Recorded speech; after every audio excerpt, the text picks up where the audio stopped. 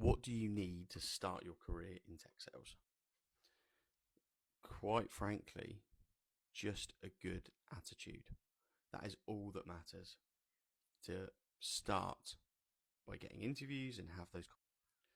And when I say a good attitude, I mean you've got to understand that the tech sales space as a whole is filled at the moment with people trying to get into the space because it is so lucrative, because there is so much progression and opportunities. So a lot of these businesses that are hiring roles, they're hiring multiple roles, but that means they're interviewing even more people. So you now have to try and find a way to stand out. And within sort of entry level roles, let's talk about, they're not looking for people with specific qualifications or anything like that. They're looking for people who are proactive, people who they're able to train effectively, and people that are going to listen and people that will be reliable. So if you're looking to be different to the rest of the competition, here is a few things that I think you should do. You need to research all the companies that you're applying for. Research what their product is, research the industry that they're in, but then also look into the company. You want to find out who the hiring managers are. You want to understand who the sales managers are for the specific places that you're actually interviewing or applying. Because once you then know who it is that is hiring for these roles, you can then go and use things like Apollo, you could use Lusher, whatever it may be.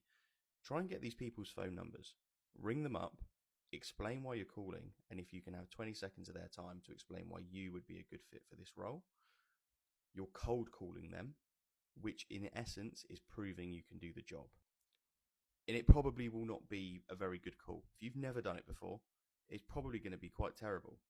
But the willingness to do that and put yourself out there separates you from the people that just do, I'll apply on LinkedIn, send your CV off, and then let's wait and find out and see if we get an interview.